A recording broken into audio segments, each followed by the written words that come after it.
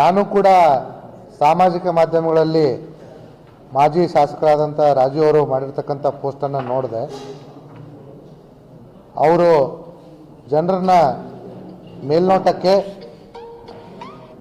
Police ಸ್ಟೇಷನ್ಗೆ ಮುತ್ತಿಗೆ ಹಾಕಲಿಕ್ಕೆ ಪ್ರೇರೇಪಣೆ ನೀಡ್ತಾ ಇರೋದು ಕಾನೂನು ಬಾಹಿರ ಆಗುತ್ತೆ. ಅವರೇನಾದರೂ ಹಾಗೆ ಪೊಲೀಸ್ ಠಾಣೆ ಕರ್ತವ್ಯಕ್ಕೆ ಧಕ್ಕೆ ತಂದರೆ ಅವ್ರ ಮೇಲೆ ಕಾನೂನು ಪ್ರಕಾರ ನಾವು ಕ್ರಮ ತಗೊಳ್ತೀವಿ. ಅದರಲ್ಲಿ ಮತ್ತೊಂದು ಆರೋಪನ ಮಾಡಿರ್ತಕ್ಕಂಥದ್ದು ನಾವು ನೋಡ್ತಾ ಇದ್ದೀವಿ. ಯಾವುದೋ ಒಂದು ಪ್ರಕರಣದಲ್ಲಿ 11 ಜನ ಅಮಾಯಕರ ಮೇಲೆ ಕೇಸನ್ನು ದಾಖಲಿಸಿ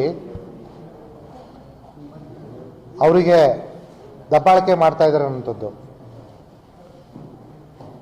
ಯಾರಿಗಾದರೂ ಆ ಪ್ರಕರಣದಲ್ಲಿ ಅನವಶ್ಯಕವಾಗಿ ಪೊಲೀಸರು ದಬ್ಬಾಳಿಕೆ ಮಾಡಿದರೆ ಕ್ರಮ ತಗೊಳ್ಳಿಕ್ಕೆ ನಾವಿಲ್ಲಿ ಇದ್ದೀವಿ. ಅದಕ್ಕೆ ಪೂರಕವಾದ ಸಾಕ್ಷ್ಯಾಧಾರಗಳನ್ನ ನಮಗೆ ಕೊಡಿ ಅಂತ ಹೇಳಿ ನನ್ನ ಜೊತೆ ಅವರು ದೂರವಾಣಿ ಕರೆ ಮಾಡಿದಾಗ ನಾನು ಅವರಿಗೆ ಹೇಳಿದ್ದೀನಿ. ಆದರೆ ಅದಕ್ಕೆ ಪೂರಕವಾದ ದಾಖಲೆಗಳು ಸಾಕ್ಷ್ಯಗಳನ್ನ ಕೊಡದೆ ಈ ರೀತಿ ಅನವಶ್ಯಕವಾಗಿ ಪೊಲೀಸ್ ಠಾಣೆಗೆ ಮುತ್ತಿಗೆ ಅಂದರೆ ನಾವು ಕೂಡ ಪೊಲೀಸ್ ಕಾನೂನು ಪ್ರಕಾರ ಏನಿದೆಯೋ ಆ ಕ್ರಮ ತಗೊಳ್ತೀವಿ. ನಾನು ಈಗಾಗಲೇ ಈ ಪ್ರಕರಣದಲ್ಲಿ ಪರಿಶೀಲನೆ ಮಾಡಿರೋ ಹಾಗೆ ಪೊಲೀಸ್ ಠಾಣೆಗೆ ಒಂದು ಪ್ರಕರಣ ಬಂದಿರತಕ್ಕಂಥದ್ದು ನಿಜ.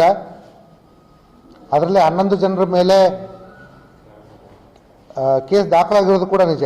ಆದರೆ ಈ ಪ್ರಕರಣ ಒಂದು ಅರೆಸ್ಟ್ ಮಾಡದೇ ಇರುವಂಥ ಪ್ರಕರಣ ಆಗಿರೋದು ನಿಜವಾಗಿರೋದ್ರಿಂದ ನಮ್ಮ ಪೊಲೀಸರು ಇದರಲ್ಲಿ ಯಾರಿಗೂ ಕೂಡ ಅರೆಸ್ಟ್ ಮಾಡಿಲ್ಲ. ಯಾರಿಗೂ ಕೂಡ ಅರೆಸ್ಟೇ ಮಾಡಿಲ್ಲ ಅಂತಂದಮೇಲೆ ದಬ್ಬಾಳಿಕೆ ಅನ್ನುವಂಥದ್ದು ಯಾವ ಆ್ಯಂಗಲಿಂದ ಅಂತೇಳಿ ನನಗೆ ಅರ್ಥ ಆಗ್ತಾ ಇಲ್ಲ. ಎರಡನೇದು, ಆರೋಪಿಗಳ ಮನೆಗೆ ಪೊಲೀಸರು ಹೋಗಿದ್ರು ಅನ್ನೋಂಥದ್ದು.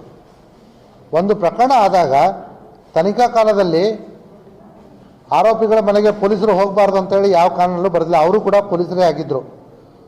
ಸೊ ಅವ್ರು ಏನಾದರೂ ನಮಗೆ ಕಾನೂನು ತೋರಿಸಿದ್ರೆ ಹೋಗಬಾರ್ದು ಅಂತ ಇದ್ದರೆ ನಾವು ನಮ್ಮ ಪೊಲೀಸರ ಮೇಲೆ ಕ್ರಮ ತಗೊಳ್ತೀವಿ. ಈ ರೀತಿ ಅನವಶ್ಯಕವಾಗಿ ಪೊಲೀಸ್ ಠಾಣೆಗೆ ಮುತ್ತಿಗೆ ಅಂಥೇಳಿ ಅವರು ಕರೆ ಕೊಟ್ಟಿರೋದು ತುಂಬ ದುರ್ದೈವದ ಸಂಗತಿ. ಅಲ್ಲಿ ಬಂದು ಪೊಲೀಸ್ ಠಾಣೆಯ ಕರ್ತವ್ಯಕ್ಕೆ ಧಕ್ಕೆ ನೀಡಿದರೆ ಅವ್ರ ಮೇಲೆ ನಾವು ಕ್ರಮ ತಗೊಳ್ತೀವಿ.